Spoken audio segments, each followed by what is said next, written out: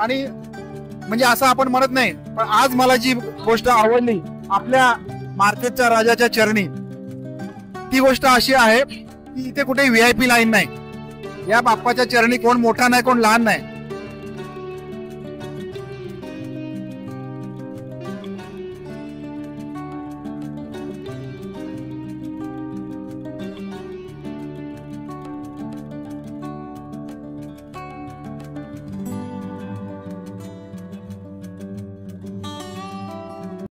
नमस्कार सगळ्यांना, आपल्या सगळ्यांचं पुन्हा एकदा स्वागत करतो. आज आम्ही चाललोय पनवेलच्या गणपतीला. आणि पनवेलच्या गणपतीचं वैशिष्ट्य असं आहे की साखर चौथ म्हणजे आपले जे गणपती बसतात त्याच्या नंतर जी संकष्टी चतुर्थी येते त्या दिवशी पनवेलमध्ये 1.5 दिवसाचे गणपती बसतात. त्याला साखर चौथ गणपती असं म्हणतात, किंवा गौरा गणेश असं म्हणतात. आणि त्या गणपतीला मार्केट यार्डचा राजा म्हणून ओळखले जातं आणि त्याचा तो मेन मार्केटमध्ये गणपती बसवला जातो. अजून एक वैशिष्ट्य त्याचं असं आहे की हा जो गणपती आहे ही लालबागच्या राजाची प्रतिकृती आहे. त्याच्यामुळे ज्या लोकांना लालबागच्या राजाचं दर्शन मिळत नाही तर त्यांनी तिथे जाऊन दर्शन घ्यायला काहीच हरकत नाही. आणि अजून एक वैशिष्ट्य असं आहे की लालबागच्या राजाचा जो मूर्तिकार आहे तोच मूर्तिकार ही एका वर्षात तो 2च मूर्ती बनवतो, एक लालबागचा राजा आणि दुसरा हा पनवेल मार्केट यार्डचा राजा. बरोबर, असे गणपतीला आपण चाललेलो आहोत. सो स्टे ब्लेस्ड आणि कनेक्टेड राहा. तर चला ताबडतोब वेळ न घेता आता तिकडे जाऊ.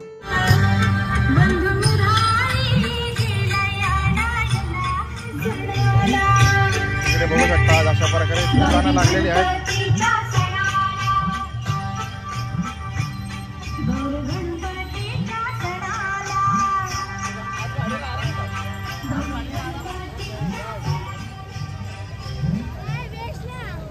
आणि या बाजूला इकडे जबरदस्त अशी लाईन आहे, कारण ही लालबागच्या राजाची प्रतिकृती म्हणून याला ओळखलं जाते.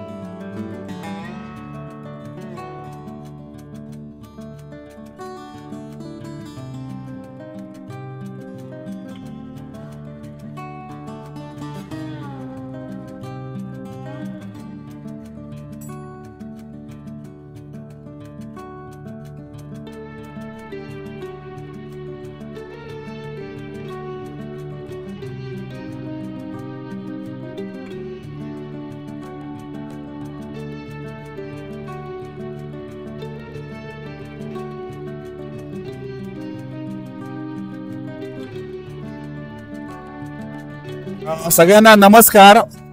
आपल्याकडे पनवेलचा मार्केटचा राजा हा अतिशय प्रसिद्ध असा गणपती आणि या गणपतीच्या निमित्ताने आज आमच्या इकडे येणं झालेलं आहे. तर हे जे मंडळ आहे ते बघू शकता, आपले सार्वजनिक गौरा गणेशोत्सव मंडळ याचे सदस्य श्री विजय मेहर जी आज आपल्या सोबत आहेत. हा नवसाला पावणारा गणपती, त्याचबरोबर या गणपतीचं जे महत्व आहे सगळ्यांनाच माहिती आहे. त्याच्यामुळे तुम्ही बघू शकता कालपासून रांगलेला गणपती या मार्केटच्या मध्ये मार्केट यार्ड मध्ये बसतो. नमस्कार म्हटलं. हा नमस्कार, बोला.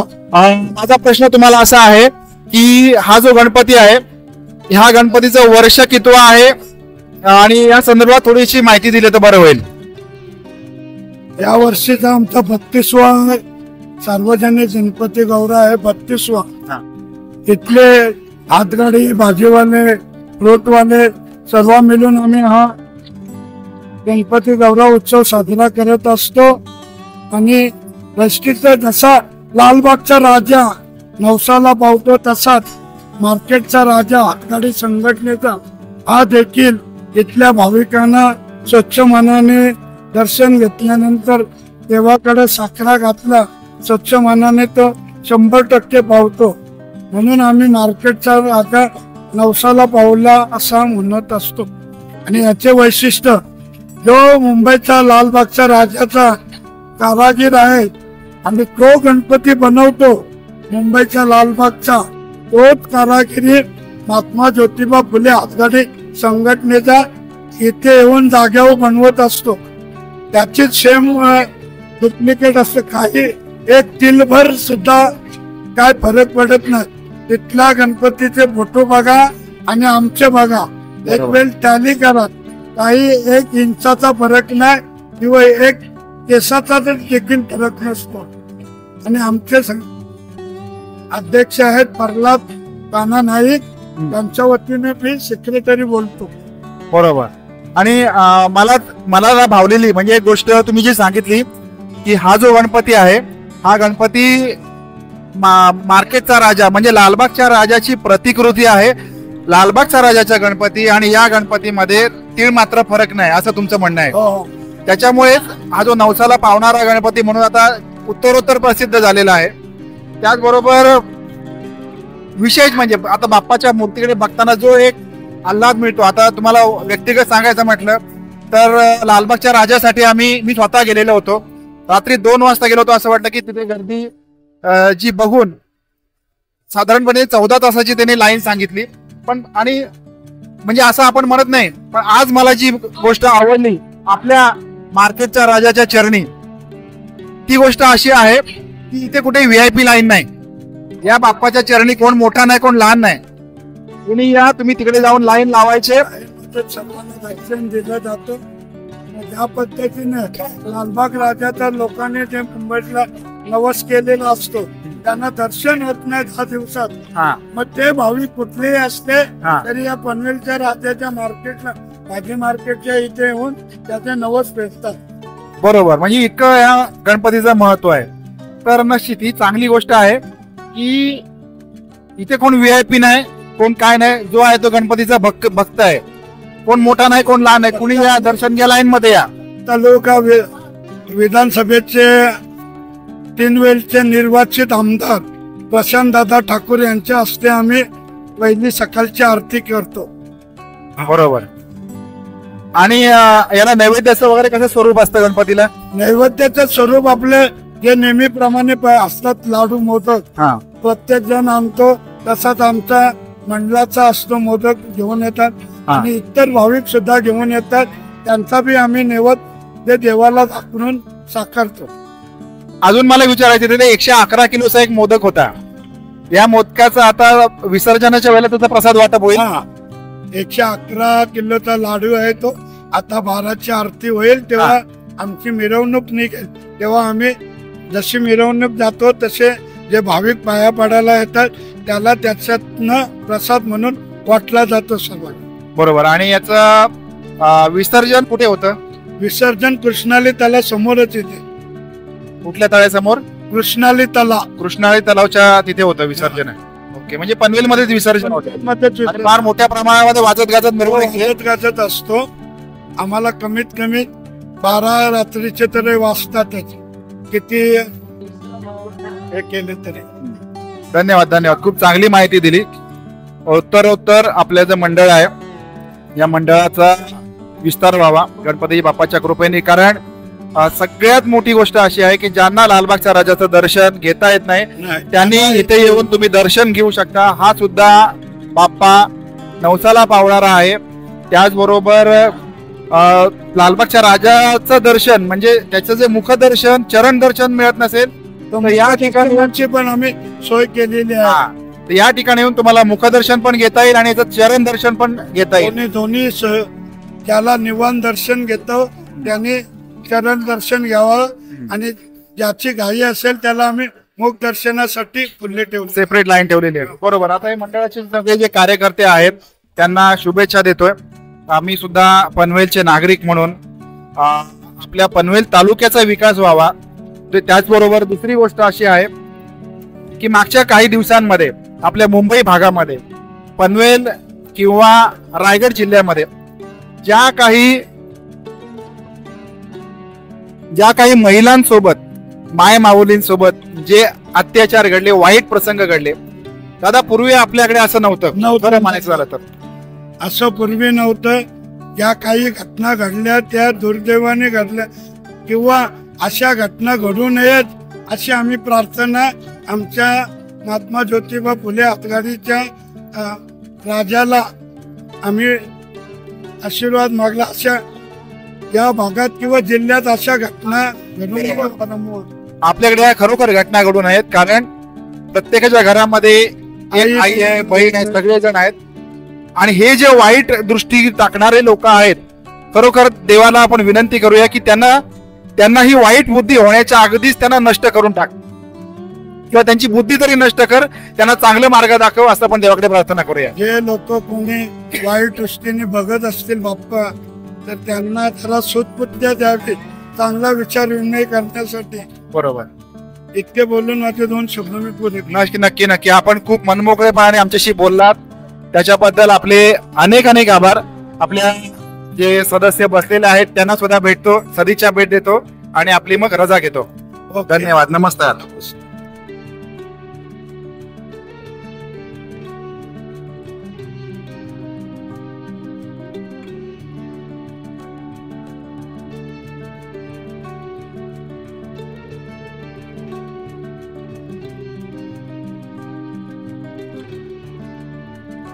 खरं तर मनापासून धन्यवाद. आम्ही या ठिकाणी आल्यानंतर जो आपण मान सन्मान केला याच्यासाठी मनापासून धन्यवाद करतो.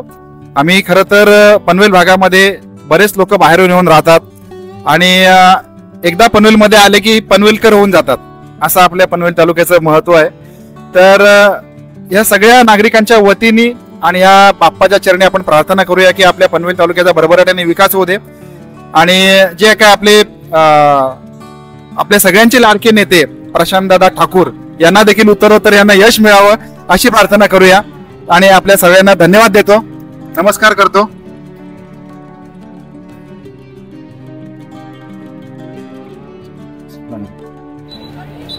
आणि आपण अशा ठिकाणी येऊन थांबलोय ज्या ठिकाणी प्रत्येक महिलेला थांबावंसं वाटतं, ते म्हणजे आर्टिफिशियल ज्वेलरी. आणि आता बघूया यांची काय खरेदी चालू आहे.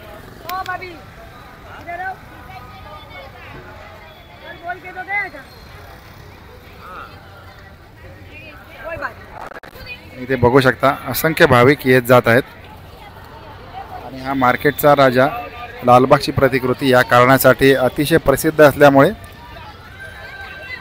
साखर चौथ गणपती या निमित्ताने असंख्य भाविकांची गर्दी.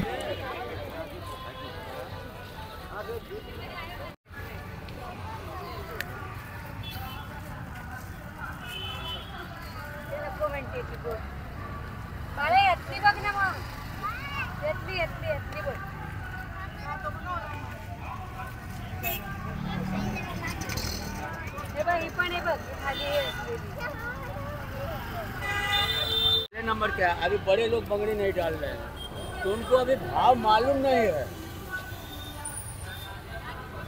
बराबर बराबर भाव मालूम नहीं है। अभी जब पगड़ी बराबर पहनते थे तो भाव मालूम रहता कि बड़े का छोटे का बराबर है। सगळ्या लोकांचा जो उदरनिर्वाह असतो याच गोष्टीवर अवलंबून असतो, त्याच्यामुळे अशा ठिकाणी येऊन आपण काही ना काहीतरी खरेदी करावी जेणेकरून यांचा पण उदरनिर्वाह होईल.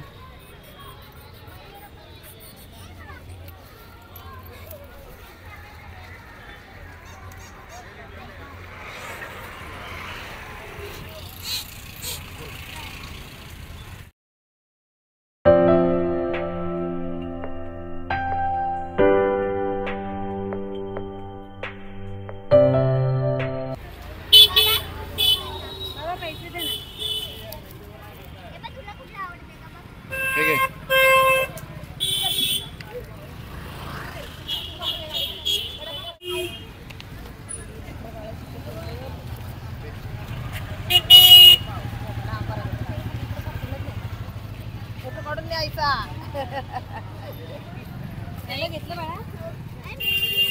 मंडळी अशा प्रकारे तुम्ही बघू शकता, अशा प्रकारे आमचं गणपतीचं दर्शन झालेलं आहे. त्याचबरोबर इकडची सगळी खरेदी पण झालेली आहे. हा सगळा व्हिडिओ तुम्हाला कसा वाटला ते कमेंट करून जरूर कळवा. भेटूया पुन्हा एकदा नवीन व्हिडिओमध्ये. तोपर्यंत बाय बाय.